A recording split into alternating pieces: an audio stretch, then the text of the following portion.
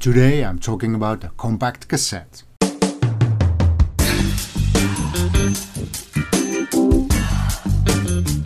Okay, the compact cassette arrived on the market in 1963, 2 years before I was born. RCA did release a cassette system earlier in 1958, but this version was too big to be portable. And the compact cassette is designed to be portable. It was developed in 1963 by a Dutch guy, a guy named Lau Ottens, who worked at Philips, and unfortunately Lau died exactly a year ago at the age of 94, and he is the one that gave us the compact cassette. Now at the time they thought that music cassettes would replace the vinyl records. So I guess they were wrong. As a matter of fact, just like the vinyl records, cassette is also making some kind of a comeback. Ever since 2017 the demand for cassettes is on the rise, and big artists like Billie Eilish and Björk are releasing their work on cassette again.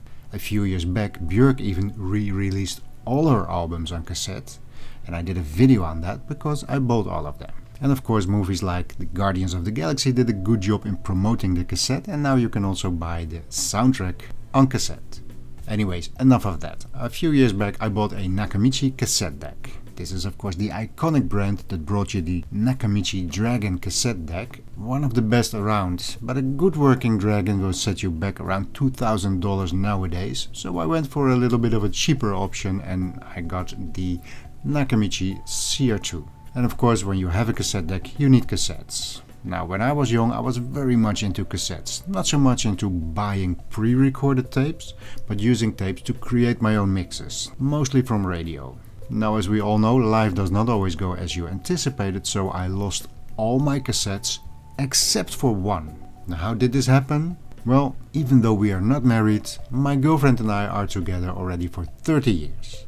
And at the time, of course I did the make a mixtape for your love, and until just 5 years ago she was still playing cassettes. So now her cassette player and her cassettes are in my collection, including the one that I made for her 30 years ago. Now because of the Nakamichi I have been trying to pick up cassettes whenever possible for the lowest price possible. On flea markets, second-hand shops, marktplaats. I was more looking for cassettes in general than looking for specific artists. The second-hand market in the Netherlands is not very big, so if you want to get big artists you will have to pay for it, and that's not what I wanted to do. And of course hunting for cheap gems is a big part of the fun. However, I did buy the whole Björk collection when it came out, and I'm very happy that I did, because this is really a wonderful collection.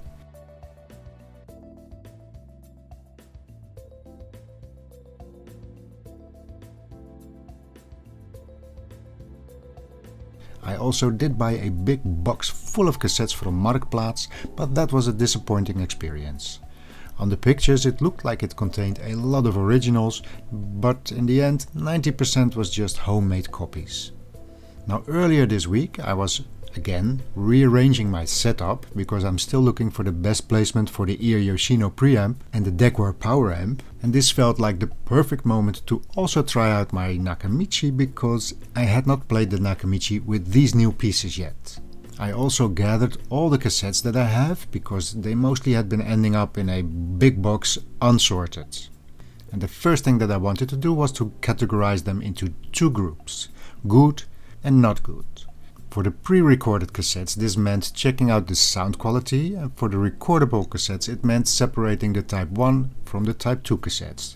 The Type 2 cassettes are the better ones and I'm going to use them to record some music onto them. Now here are some of the cassettes that have a good, sometimes even very good sound quality.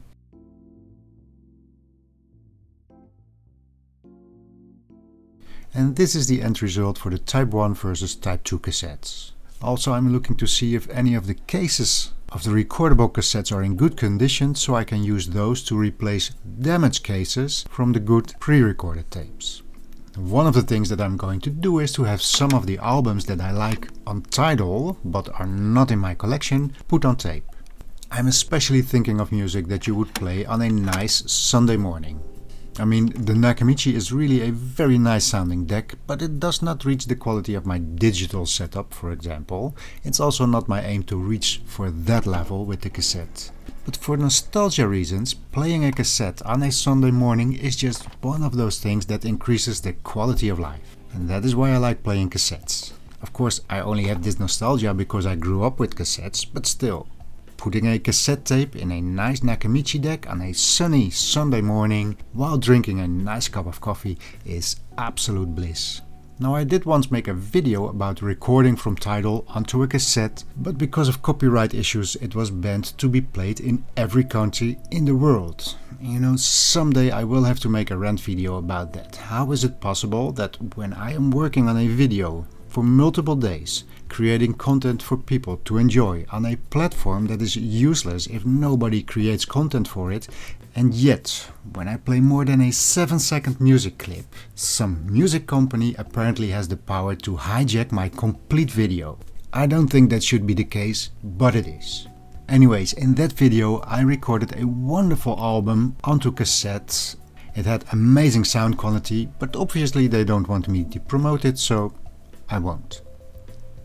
Anyways, what you are seeing here is some of that footage. Someday I will make a new video explaining how to record from Tidal, and one that will not be blocked.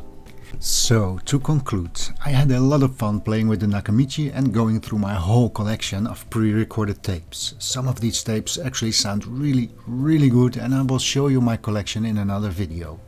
I will also demonstrate the tape that I made for my girlfriend 30 years ago, so if you don't want to miss that, make sure to subscribe and hit that notification bell. Now obviously I'm not going to play a sound clip, but even with all the problems that come with playing a cassette like tape is, it is a very satisfying experience to play cassettes. And with that we come to the end of this video. My aim was to hopefully inspire you to maybe pick up a cassette deck or get the one that has been on the attic for the last 15 years and give it a try. Because just like with vinyl and CDs, there is something about physical media that just does not translate to the illusion of owning a file on a server from a streaming service. So thank you for watching, and I'll see you in the next one.